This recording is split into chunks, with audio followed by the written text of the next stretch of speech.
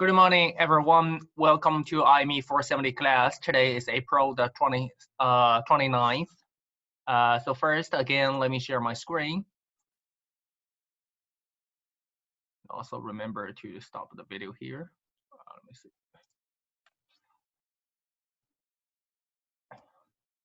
Okay, so let's see. In the last lecture, we mentioned the MCP. So the minimum cut problem, again, let's review a little bit. First of all is the definition of cut. Okay, so for a cut is actually a node partition to be two sets, S and T. And S stores the S is the index set of nodes to which S the node S can get, and T is the index set of nodes which can get to T. And we must have the intersection of sets S and T is empty set, and the union of S and T equal to V, where V is actually the total set of the network of the graph, which is from 1 to n. Okay, and we have reviewed the meaning of the cuts here. For example, this one, if we cut this, and yes, I do have an ST partition where S equals to 1 to 3, because from S I can go to 1, go to 3, and of course itself. And the T set equals to 2, 4, and T, because from 2 I can go to T, from 4 I can go to T, and the T itself can go to T. And in this case, my W total, the total weight of it is 12 plus 14 equals to 26. And also we've seen some, examples which are not actually an ST partition and hence strictly not a cut. For example, here, if we cut in this way, then the problem is from S I can go to 1, and from only 2 I can go to T. But how about nodes 3 and 4? 3 and 4 do not belong to any of the set S or T. And then this is not an ST partition, because in an ST partition, you must have S union of T equal to V. And this is also not, because it's not a really a cut.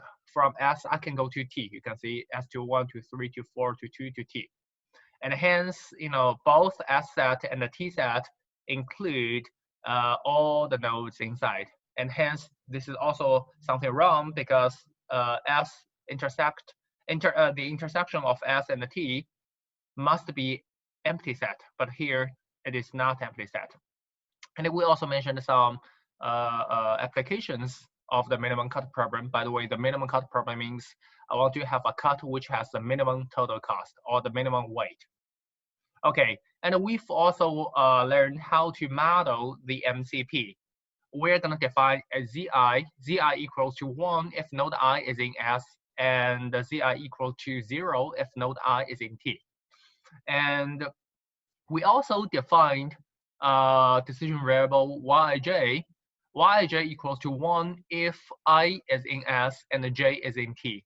And for all other 3 cases, Yij equals to 0. Or other 3 cases means, for example, if I equal both IT are in S, and if both ij are in S, or if both ij are in set T, or I is in T and j is in S. So these are the 3 cases that Yij will be 0. And by the way, both Zi and Yij are binary variables, and we can formulate the problem in this way. So the objective function here is to minimize the what? Minimize the total cost if an arc ij is cut. Okay, and these 2 constraints tells you that it's indeed a cut. So any solution satisfy these 2 constraints, then it must be a cut. And this tells you it's a minimum cut, of course, the last one as well. This tells you the minimum cut. Okay, and hence this is a minimum cut problem. Okay, by the way, so far, any questions? You may need to mute yourself so that you may need to unmute yourself so that if you have any questions, you can let me know. No question? Okay.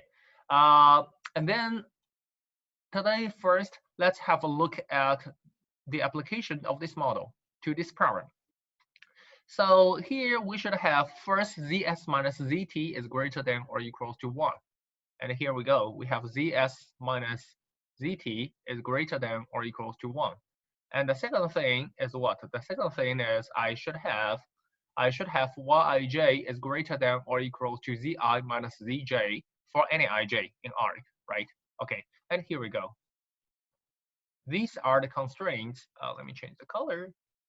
These are the constraints that yij is greater than or equals to zi minus zj. So let's see how many arcs do I have? 1, 2, 3, 4, 5, 6, 7, 8, 9, 10. So I should have 10 constraints as well. I mean, 10 constraints means the yj greater than or equal to zi minus zj. Let's count. 1, 2, 3, 4, 5, 6, 7, 8, 9, 10. Yes, I also have 10 constraints here. 1, 2, 3, 4, 5, 6, 7, 8, 9, 10. Okay, and then let's solve it in Excel to see whether this really gives you the minimum cut solution. Let's see it. Oops. Let me make it smaller.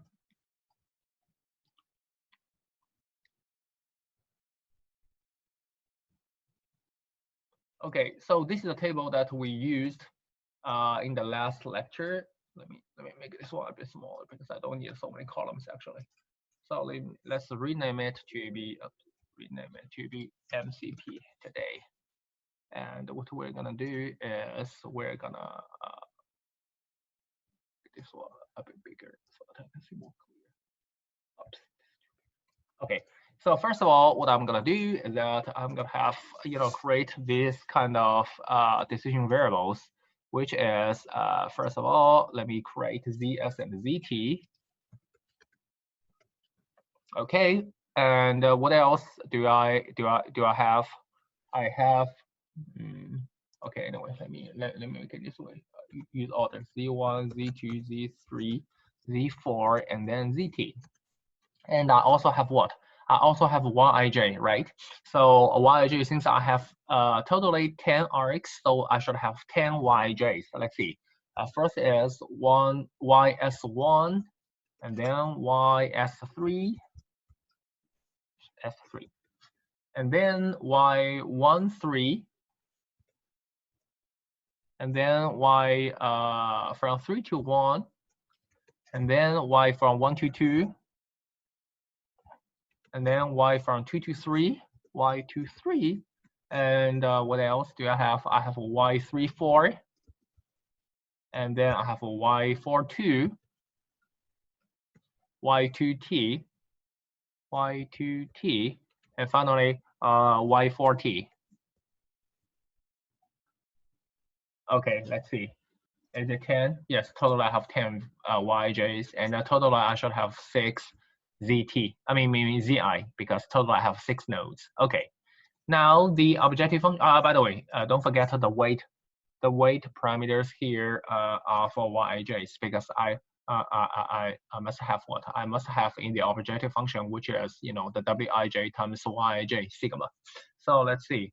For ys1 it's 16, ys3 it's 13, y13 what is y13? Y13 is 10, y31 is 4, and y12 is 12, y23 is 9, y34 is 14, y42 is 7, y2t is 20, and finally is what? The finally is y40 is 4. Okay.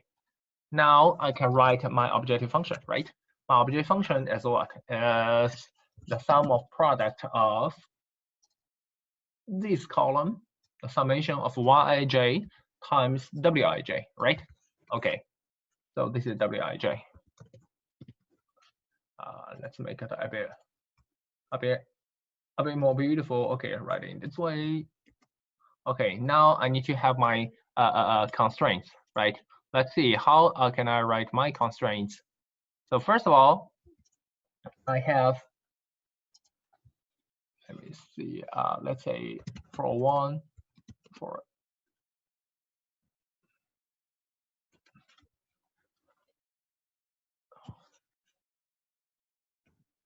let's say for S1, for S3, for 1, 3, for 3, 1, for 1, 2, for 2, 3, for 3, 4, for 4, 2, for 2t, for 4t, for z, zs, zt. What I'm doing here is actually to do this, to list all these constraints. So for example here, for example, the first constraint here, this is for ys1, see it? And the ys1 is greater than or equal to zs minus z1. So it is for s1. And correspondingly, similar, you just do all of them. And the y4t, this is for the arc 4t. So I write it to be for 4t. And the zs zt here is of course for zs and zt here. Okay. Then to make it more clear, let me first start from here, from this one. So this equal to zs minus zt minus 1 is greater than or equal to 0, let's say. Let's write it in this way, zs minus, where's my zt? Zt minus 1 is greater than or equal to 0. Okay, now let's do it one by one by one. The first one is ys1 minus zs, where's zs, and plus z1 is going to be greater than or equal to 1. And the second one is ys3 minus zs plus z3 is going to be greater than or equal to 0. Okay, again, let me write. So what I'm inputting here is actually this. I will have yij minus zi plus zj is greater than or equal to 0. Okay, so that's what I'm trying to input to the Excel. You may ask me why you inputting this way instead of this, because again, for the Excel, if I do it in this way, then I'm going to be easier later because I just need to say all of them, the right hand side is greater than or equal to 0. Done. I don't have to input one by one manually, Okay, so let's see y13 equal to, for 1,3 equal to y13 minus z1 plus z3. Z3 is here. And for 3,1 as y31 minus z3 plus z1. Where's z1? Z1 here. And for 1,2 is y12 minus z1 plus z2. And then for 2,3 equals to y23 minus z2 plus z3. And then this equals to y34 minus z3 plus z4. And this equal to y42 minus z4 plus z2. This is for 2t, y2t minus z2 plus zt. Okay, great. The last one, y40 equals to y40 minus z4 plus zt. Okay, here we go. And then let's try to solve it. Let me put this on first. So first of all, I want to minimize this number. Let me use this one, and changing variables are all of this, and constraints. And you can see here, I can greatly save my energy. Everything is greater than or equals to 0. Okay, and do not forget this. Add one more thing, that everything here are binary. Okay, solve it.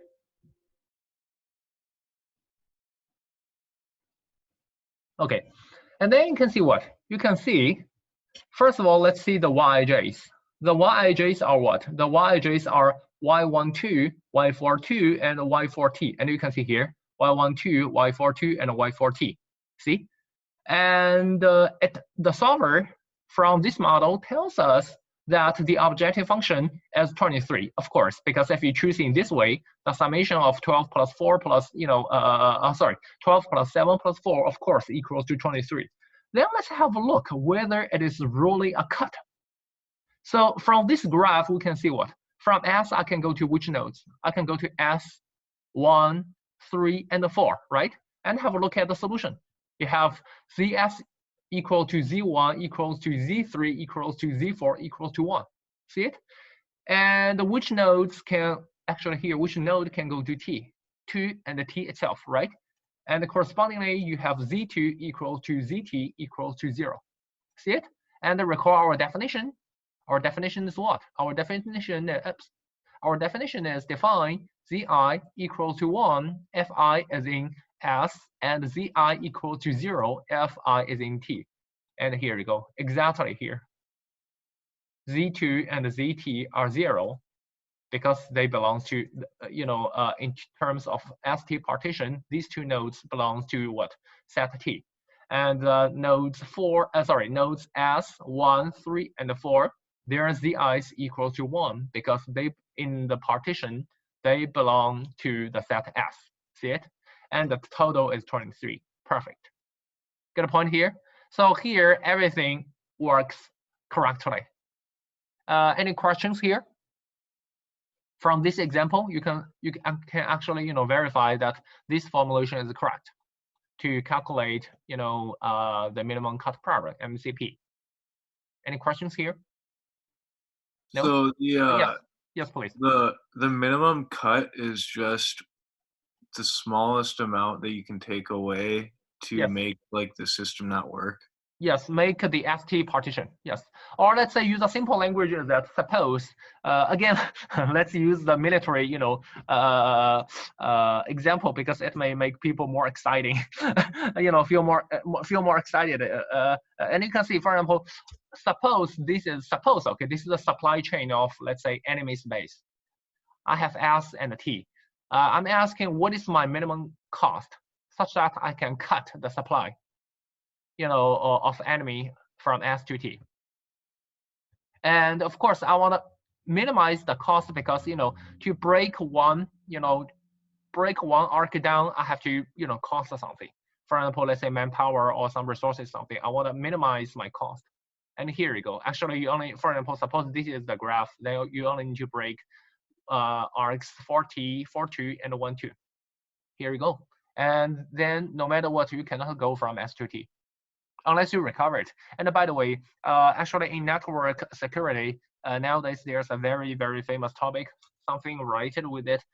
It's called a bi-level model. So the first level model, or let's say the lower level model, is the attacker. For example, attacker usually they want to use the minimum cut problem to attack or to break down the network. Then in the higher level is what? Is the maintainer. Or let's say the network security. We want to, for example, let's say, secure the network. We don't want to, the network be broken by, the hiker.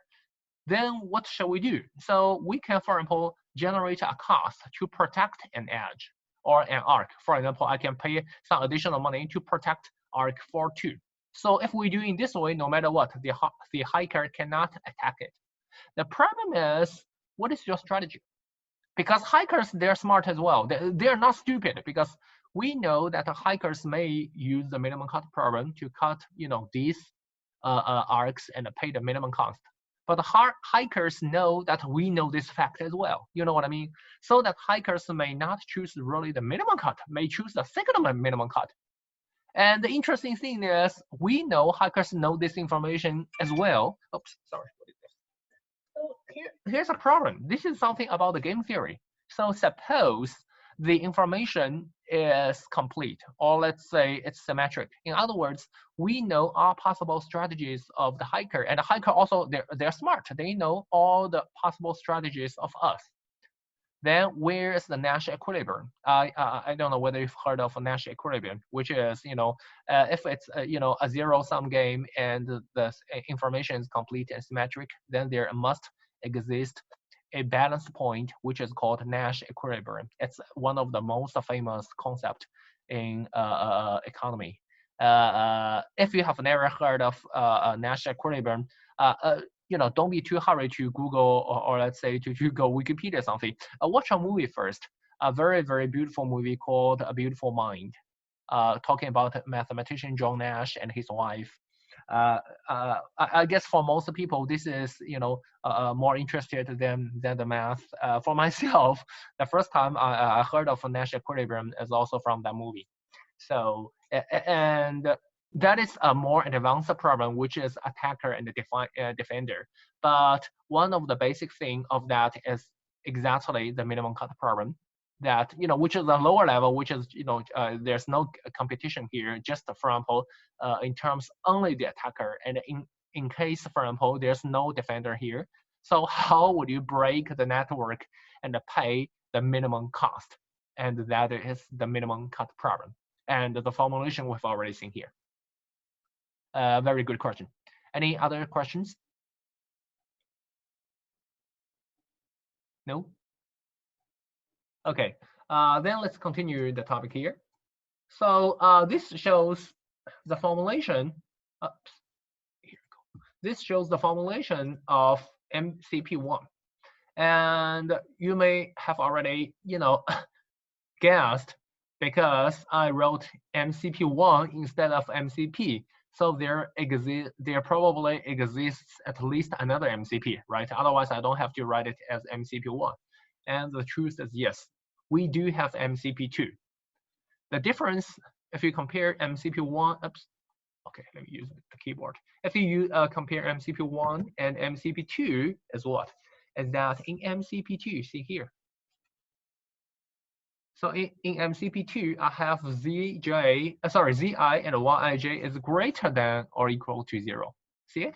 By contrast, in MCP1, what do we have? We have this. We have Zi and Yij is in 0, 1. So in other words, here I drop the integer constraints. See it? I make it to be positive. That's it. By the way, they need to be positive, okay? If they're not positive, for example, if you allow them to be negative, then something's wrong. Why? Because I can make my y very, very small. You know what I mean? And make my z's also very small. So negative minus negative. And then this minimum problem can be infinitively small. So that you must have zi, yj is greater than or equal to 0. Okay? So, and I claim property 11.2. I claim, sorry, this should be 12.2. Is this lecture 12? Yes, that should be 12.2. Property 12.2 is that the formulation of MCP2 and MCP1 are equivalent. So if I say two formulations or two models are equivalent, that means what? That means they will have exactly the same solution, the same ZIs and YJs, the solutions. And also I should have the same objective value, optimal objective value. And let's see, let's use the example that we just played to verify it, whether this is really correct. Okay, so let's continue this example here.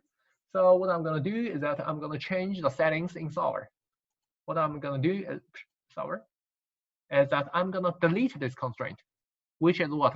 Which tells me, let's see, what is this? This tells me that all of them are binary decision variables. Okay, so I'm gonna delete here, delete. And instead, I'm gonna say all of them are greater than or equal to 0. And actually, you don't have to put it there. Why? Because you already clicked this one, see it?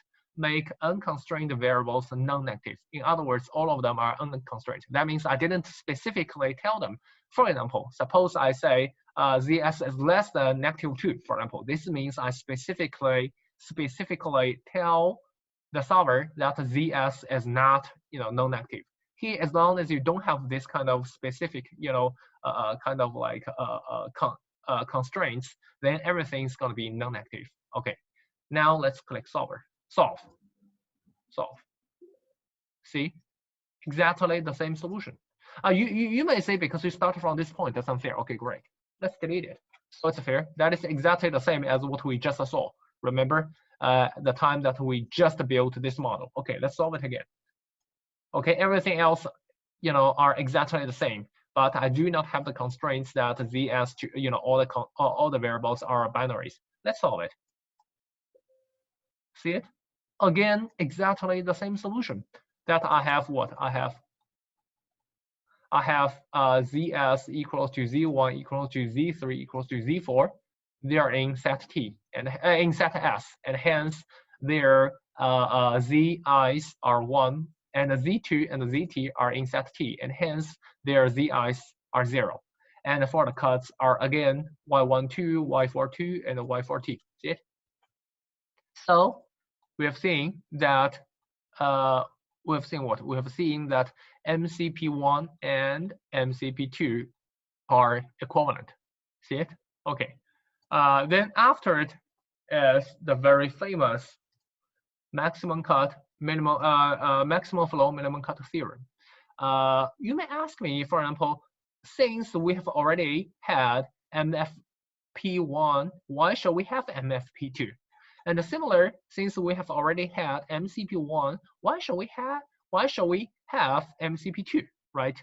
The main reason is because if we can write the MFP to be the form of MFP2 and MCP to be the form of MCP2, then we have a super important conclusion that the MFP2 and the MCP2 are dual LP problems.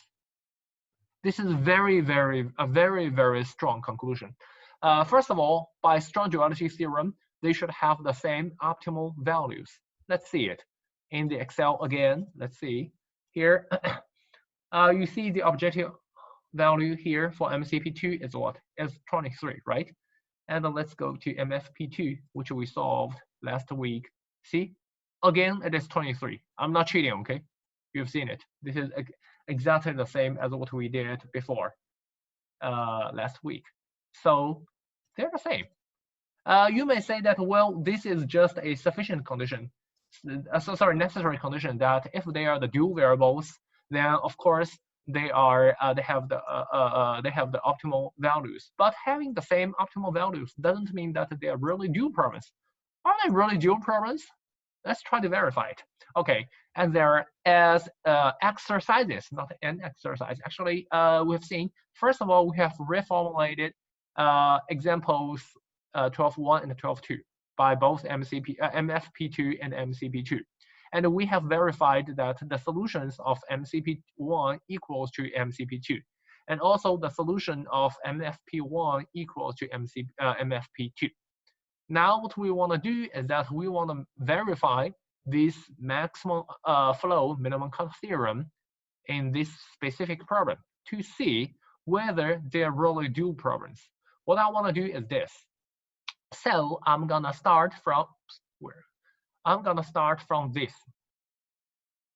this formulation, and then I want to ask, hey, whether the dual problem of this formulation is really this one. Is really this one by changing, by deleting this constraint, or you can change this constraint to be zi yij is greater than or equal to 2, right? Because this is the MCP2 form. Currently, we're having the MCP1 form. Let's do it to see whether it's really correct. Okay, so let me start from here and smaller. Wait, it's already small. Come on. Okay. I need my Word document. So here's the formulation, right? I need my Word document. Okay, so I'm gonna have this.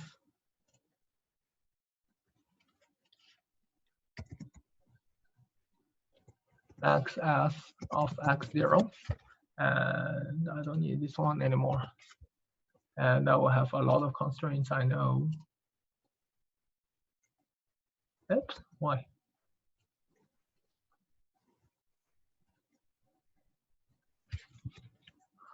X0 equals to, I should start from what? I should start from MFP2. In other words, here, I'm not gonna write equal. I'm gonna change all these equals to be less than or equal, okay? As we've mentioned here in the MCP2, see it? all of them are the inflow is less than or equals to the outflow.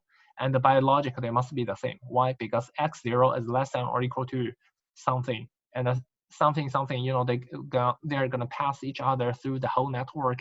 And then finally is less than or equal to x0. This is, remember, I showed you the example, like, for example, suppose x is greater than or equals to 3 and less than or equals to 3. I ask you, what is x? Of course, x equals to 3. The same reason. So that let's change all the equal to be less than or equal to. So here I have x0 as less than or equal to x s1 plus x s3, right? Okay. Now the thing is, because I want to write it to the dual problem, so what I want to do is that I'm gonna move xs1 and xs3 to the left hand side, so that I'm gonna have what? I'm gonna have 0 in the right hand side, so that this is this. x0 minus xs1 minus xs3 is less than or equal to 0. Okay. Okay, and then let's copy. 1, 2, 3, 4, 5. 1, 2, 3, 4, 5, 10. So I should have 15 more. 1, 2, 3, 4, 5, 6, 7, 8, 9, 10, 11, 12, 13, 14, 15. And the 16th is going to be that one. Okay, let's do it one by one by one. Let me make it bigger. Subject 2. Okay, and the second constraint is going to be x 40 plus x 2t minus x0 as less than or equal to 0. And here it's going to be x s1 plus x31 minus x13 minus x12 as less than or equals to 12. Okay, then here I'm gonna have what? I'm gonna have x12 plus x42 minus x23 minus x12 as less than or equal. Oh wait, did I make something wrong? 42 minus 32 minus 23 minus 2t here. And then I'm gonna have x s3 minus plus x 13 and then plus x 23 minus x31 minus x34. This is less than or equal to 0, and the last one is x34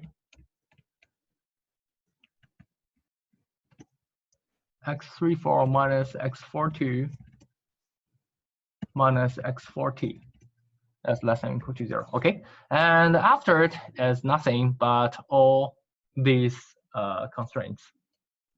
So for example, let me change this one. For example, here I have x s1 as less than or equals to 16. Okay, let me copy and paste.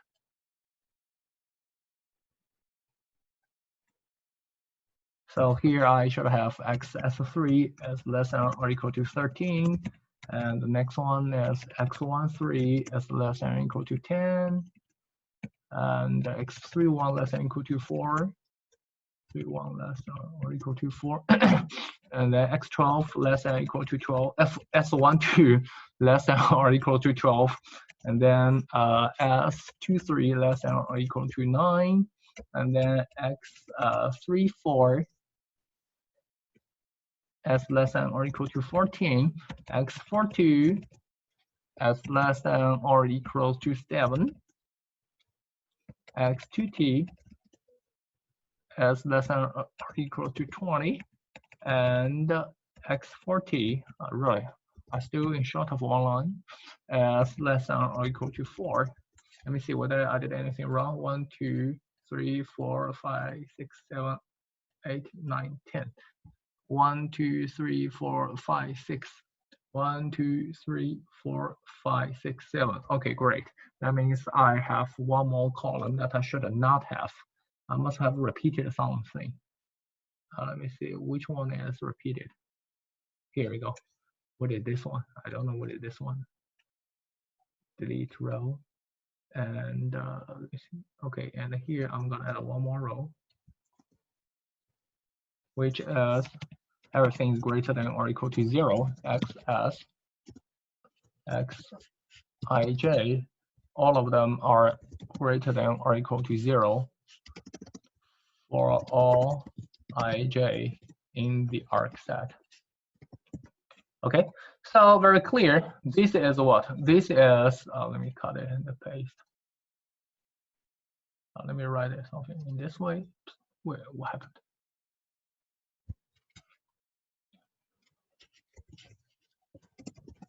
For the example that in, let's say, for example, 12.1 and 12/2. Okay. And here we are what with MFP2. Okay, so here we go. So this is very clear, our MFP2, right? Okay. Now what I'm gonna do is this. What I'm gonna do is that I'm gonna set this one, this column to be corresponding to what? To be corresponding to ZS. Remember, for the dual problem is what? Each constraint in my primal problem is corresponding to what? Is corresponding to a dual corresponding to a dual variable. Remember, in the dual problem we've mentioned what? A constraint in the primal means a variable in the dual, and a variable in the primal means a constraint in the dual. Remember it? So we name the variable corresponding to the first constraint as ZS. Let me change it to be another color, so that's going to be more clear. Let's say, for example, it is the blue color, for example. Okay, and how about the second one? Second one, because it's corresponding for the T. You can clearly see second one is corresponding to node T. Actually, come on, why I cannot adjust it? Yeah.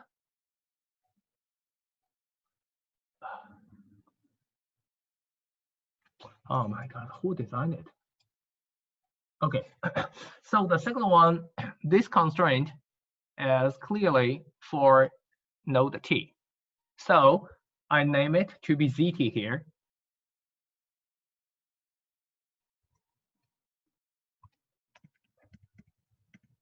ZT. And how about this constraint? This constraint is for which one? This is actually for S1. Sorry, this is actually for node 1, right?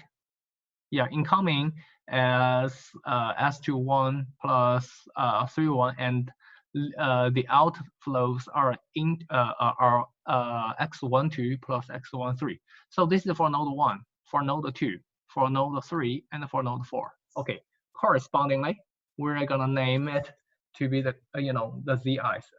Let me see. So this is gonna be Z1, Z2, and Z3, Z4. Okay, now have a look at this. Here I have Xij is less than or equal to Cij. Okay, then we name the Xij to be Yij. For example, here is my YS1.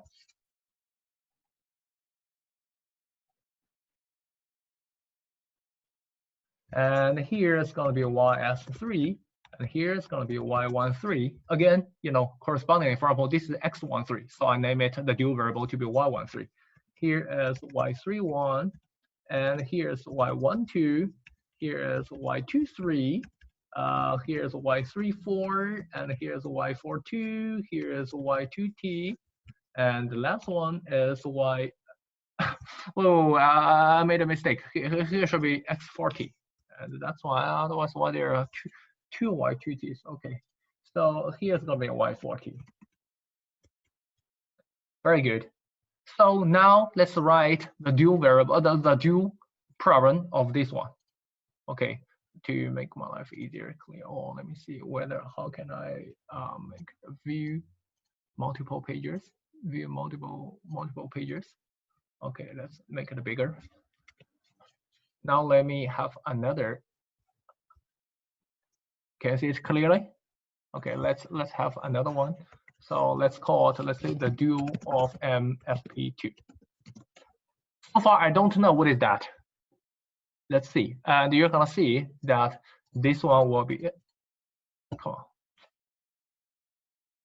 And you're gonna see that this one will actually be the MCP2.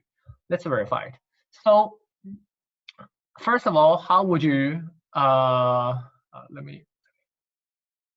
I'm too lazy, I realize. Okay, let me delete these constraints. Otherwise, you may be confused. Rows. Okay, I just need, you know, the format here so that I can copy and paste. First of all, the primal problem is maximum problem, so my dual problem is going to be a minimum problem. And I do have constraints, I do have variables as z and y. Okay, so I write it to be zy in this way.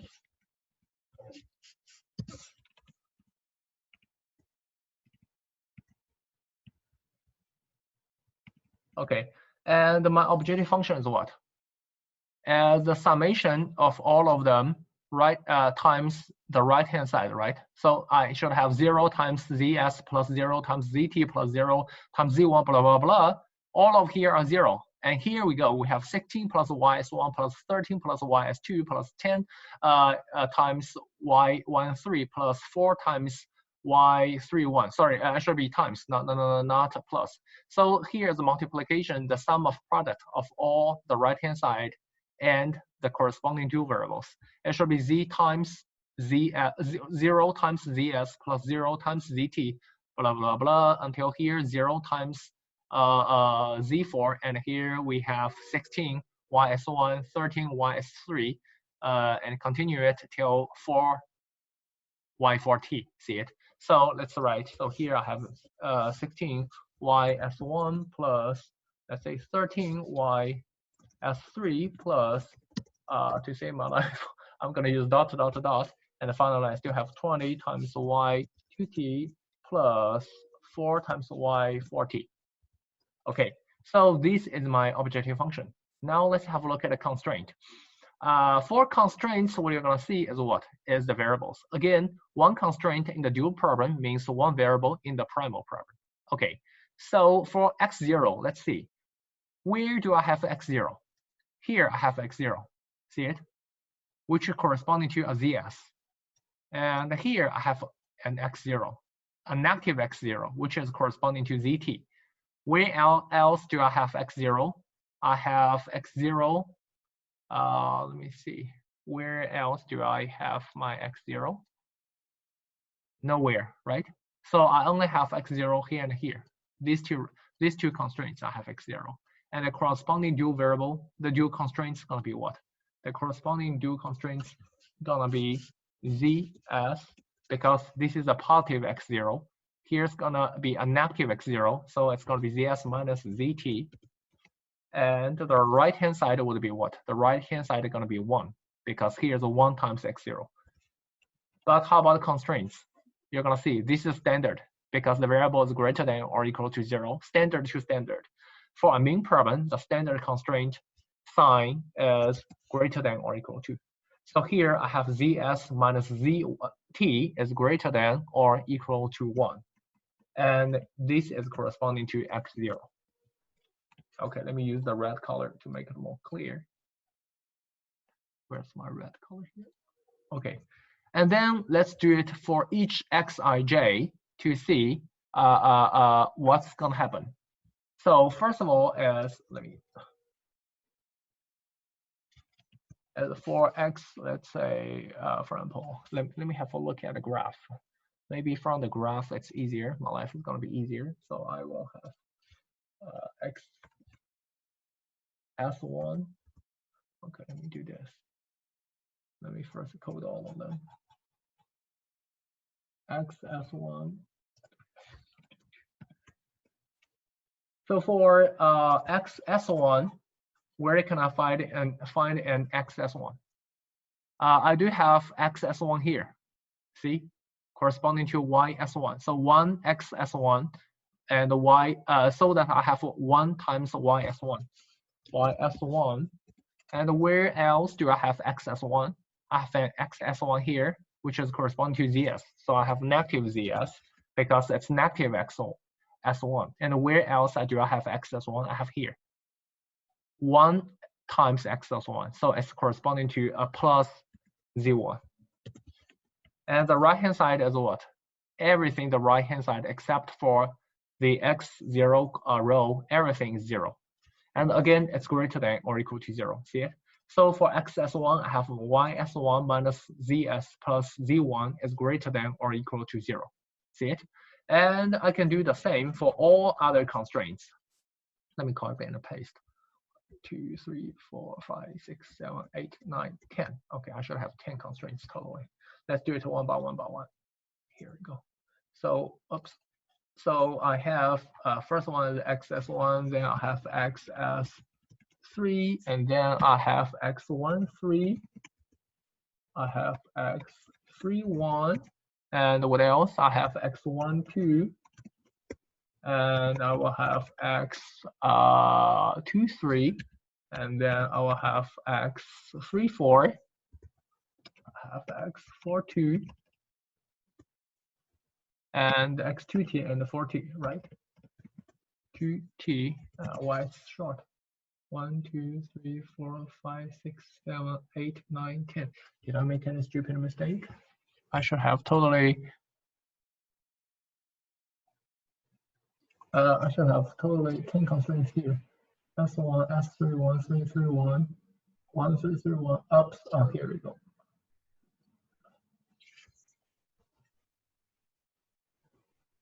Okay, so the last one is, let me see, 3, 1, 1, 2, 2, 3, 3, 4, 4, 2, 2t, and this is going to be 4t. Okay, here we go. And now we can rewrite everything here. We don't need the graph anymore. So for xs3, what do you have? For xs3, you have an xs3 here, positive xs3. So that here you have ys3. And find xs3, I have xs3 here, a negative xs3 in zs, so that I have a negative zs. And also you should have xs3 in z3, see it? xs3 in z3, which is a positive one. So you have a positive z3. And then nowhere else can you find xs3. So that I have yz s3 minus zs plus z3 is greater than or equal to 0. How about x13? Similar, right? x13, you have a xy3, y13 here, which is corresponding to a 1 times y13. So you have y13 and minus what? You have z1 here because you have negative 113. So you should have a negative z1. And also you should have that in z3. And here you have a positive x13. So you're going to have a positive z3. So minus z1 plus z3. And you can clearly see the form already here, right? Yij minus zi plus zj. Okay, now let me directly continue it to make it faster. Minus z3 plus z1. Here I have y12, 1, 2 minus z1 plus z2. And y23 minus z2 plus z3. And y34 minus z3 plus z4. y42 minus z4 plus z2. Here is y2t, which is minus z2 plus zt. And finally, is y4t is my y4t minus z4 plus zt. And the final thing is, of course, I'm going to have what? I'm going to have my signs of the constraints. So here, my constraints are what? My constraints are yij's and z's, right? And you can see what? For the constraints here, where you're going to look, you're going to have a look at the sorry, for the variables, the sign of the variables here, you're gonna have a look at the constraint sign of the primal problem. And you can see all the primal problems are maximum and less than or equal to. That means what? That means all of them are standard. So standard to standard, what do we have? We should have everything as greater than or equal to 0. So that I have zi, let me make it a bit further, and also yij, all of them are greater than or equal to 0 for all i's in V, and also for all ij is in A. Okay, so this is gonna be the dual problem. Okay, now have a look at the dual problem versus this. Are they the same? See it? Sorry, I'm talking about here. Are they the same? They are exactly the same. See, the objective function is the summation of all of them. And the first constraint, okay, so I'll move this one to the first constraint. Zs minus zt is greater than or equal to 1. And all others are the corresponding edges, which is yij minus zi plus zj is greater than or equal to 0. See, here the same. For example, consider y23. y23 minus z2 plus z3 is greater than or equal to 0. And you can find it here. y23 is here. y23 minus z2 plus z3 greater than or equal to 0. See it? And hence, for this example, we have already verified what? We've already verified that the dual of MFP2 is the dual, is actually the MCP2. Okay, we've verified it. And in the next class, we're gonna try to verify in general that the general form of this one is actually the dual of MFP2. Okay, and I think that is everything of today's class. Thank you very much for the lecture, and you have a good day. Thank you.